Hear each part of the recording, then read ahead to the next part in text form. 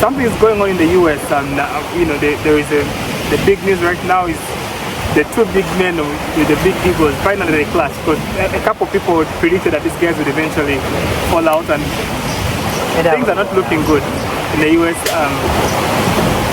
I'm thinking, is it a political gimmick or it's real? So okay. They've been exchanging a couple of bitter tweets, and Elon is threatening to start his own party or fund another party. So maybe he's not going Democrat, but he's trying to start something on his own.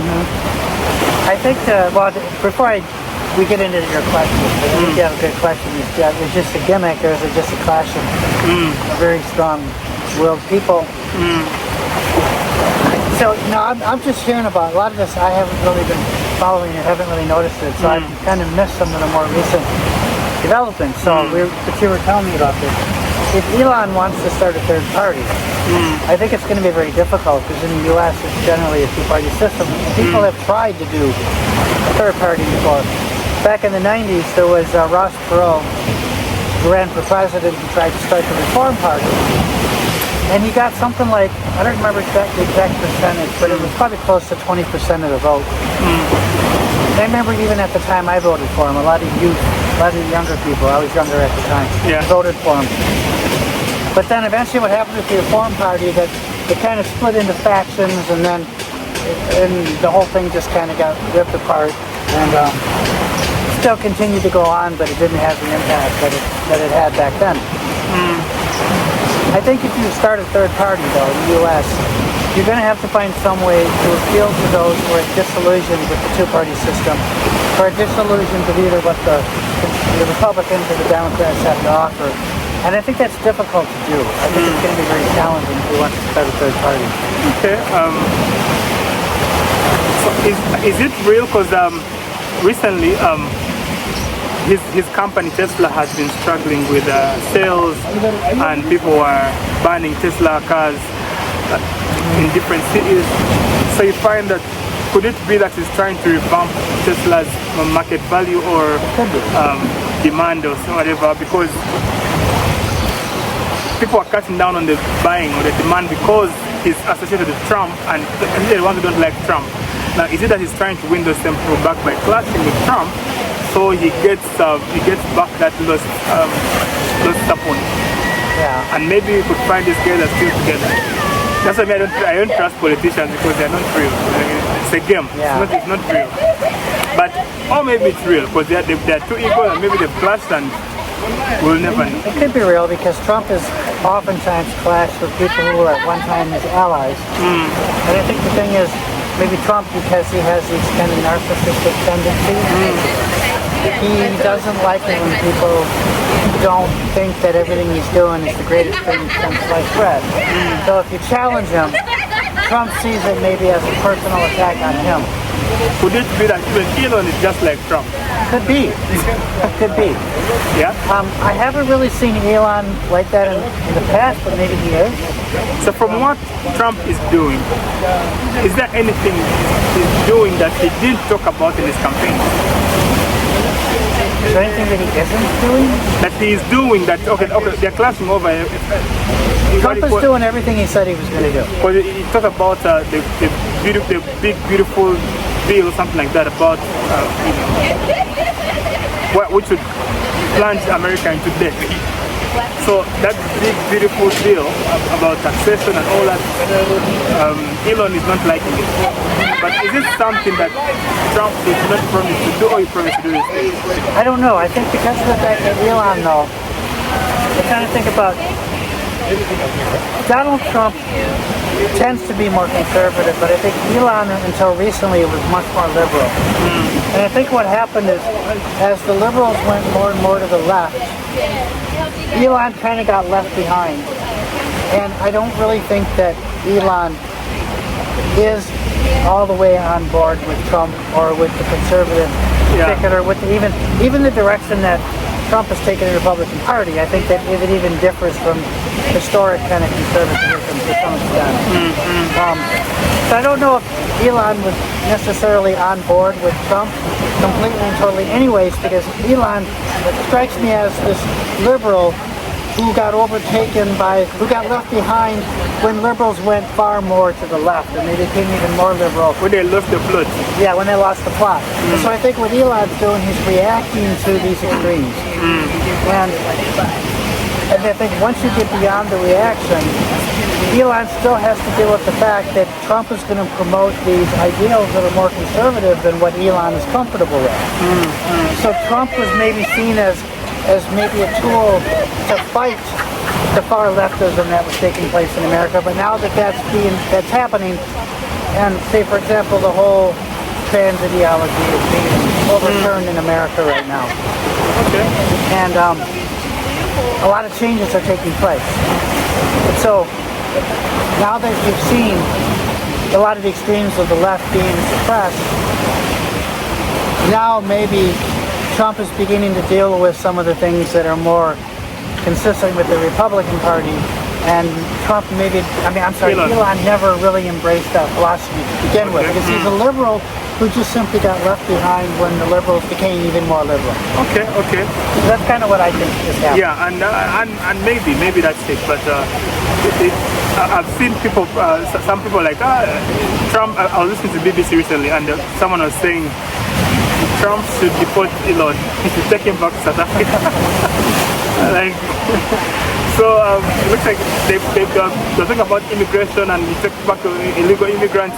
I don't know if Elon qualifies as an illegal immigrant. But anyway, so that's about America, and you guys can comment about that in case you have something to add on it. Give us your thoughts. What do you think? You know, is it a gimmick? Is it a real conflict? Is it real? Is it just a game or what? There's no absolutes here. We're just giving our opinion. And yet, more recently, Uganda was commemorating. Are we celebrating or commemorating? The day of the Martyrs. The Day of the Martyrs. So you want to say a little bit about what that holiday is? Is it celebrating or commemorating? Commemorating, I think. It's commemorating. Okay, yeah, so the Martyrs were Christian converts in the early days where Christianity was new in Uganda. And at that time we didn't have a president, but we had a king in the bigger part of Uganda, which is Uganda Kingdom. And this king had embraced, his dad brought the missionaries, and for him he embraced them, but then he realized that these are all speculation, because they are two sides of the coin. So one side they say that this person realized that some of these so-called new converts, they were collaborating with the white man or with the Europeans to overthrow him. So, and that's why he killed them. Yeah, they were disguising as people of the faith of Christianity, but then they're actually collaborating with the enemy. That was the reason that they used for killing them. That's one side of it. Yeah. Okay. Then the other side, the one which is popularized by the church, is that he had told them to denounce their religion or their faith, and they refused. So, in my perspective, you can actually join both the school of thought and into one. It's probably in between. Yeah. So the idea is it was called Kabaka Mwanga. Kabaka Mwanga was basically like an Elon Musk, like a Trump, a king who was like Trump in Uganda in the 1800s. So this guy was just like Trump, very egotistic and very brave and strong and etc. He is a conqueror. So when he realized that some of his pages are going against him and they are disguising as Christian, like, okay, you either renounce that faith and turn back to what I'm telling you, or I kill you. And then they chose to be killed. But for him, he was not fighting the religion or the faith itself. He was actually fighting against the imperialists who are trying to use his people to take his power. Right. And I think oftentimes what happens is that you can have missionaries that have the best intentions, but then the kind of the governments where these people are from want to use and manipulate the ministers to bring about the missionaries. They want to use and manipulate the missionaries to bring about their own colonial type purposes. So basically, in a nutshell, my point, my idea, my opinion is that Kabaka Mwanga was just trying to protect his political power. not really that he was fighting the faith, but I think it was misunderstood. Yeah. But that's not the popular story out there. That's how I look at it. But anyway, so we are commemorating that their death. They are looked at as martyrs. I think they have been consecrated as martyrs by either the Pope or whatever. So they are recognized worldwide. These are Anglicans, correct? I don't think they're both. They're both Anglican and Catholic. And actually, they are more Catholics than Anglican. Okay, all right. So, and that's why the Pope has come to Uganda 3 times. The 3 popes have come to Uganda. All the last 3 popes have actually come to Uganda because of those matters. Because there were very many. I think there were like 39 Catholics and like 33 Anglicans. So there were many. Okay. And so we're celebrating them or commemorating them on the 3rd of June. And at the same time, we had the terror threat. Yes.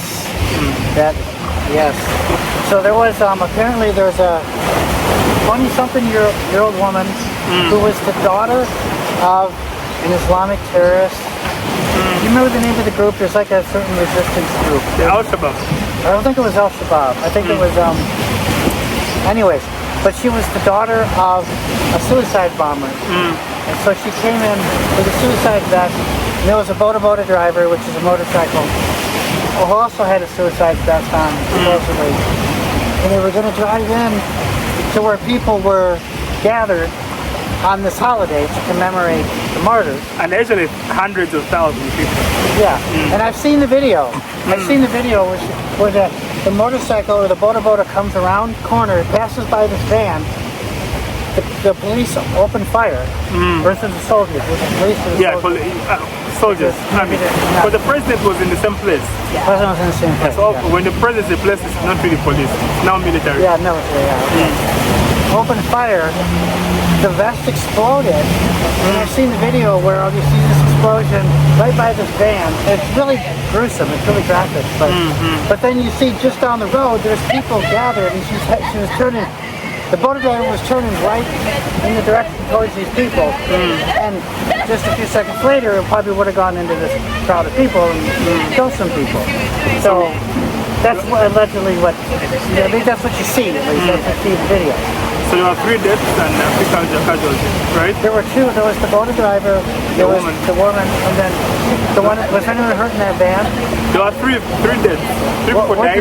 Where did the third death come from? I don't know, but I think. I wonder if it was in the van because I've seen the video.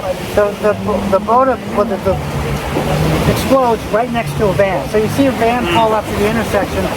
The boda comes up, comes right by the van, is about to come around the corner, they open fire, the vest explodes, you see the 2 bodies fly, the boda come to the ground, and it's right next to this van.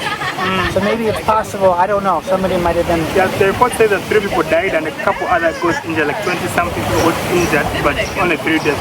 Oh, okay. Yeah, so anyway, we had a terror threat, but I think it was well neutralized. 3 people passed away, so we cannot. I don't know how the investigation is still ongoing on, but if with suicide bombers, it's not an easy thing to track back on what happened. But I guess the government knows what to do. The government what? Knows what to do. They know their job. So for us, we're not. Hopefully, yeah. Hopefully, they know their jobs. Okay, so that happened. Just kind of like a little bit of, I don't know, shocking news. I mean, it's not like there's been terrorist attacks in Uganda before, like everywhere else in the world. There was one that happened in 2010 where we had... just before, 1 week before I came here, I was here in 2010, it was 1 week before I came to Uganda. Lost over 70 people in that place. Yeah, Kampala, right? It was in Kampala. It's a popular rugby sport where everyone likes to play rugby and watch rugby and eat pork. Yeah.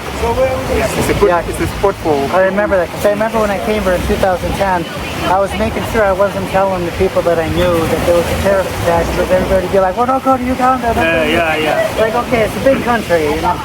Those terrorist attacks are one-offs, and they're usually not as big, as high profile as the ones that happen in some other countries. Right. I guess usually one-offs. Right. Anyway, so yeah. Can anybody tell me what's going on? Tell me what's going on. If you open your eyes, you'll see the sun.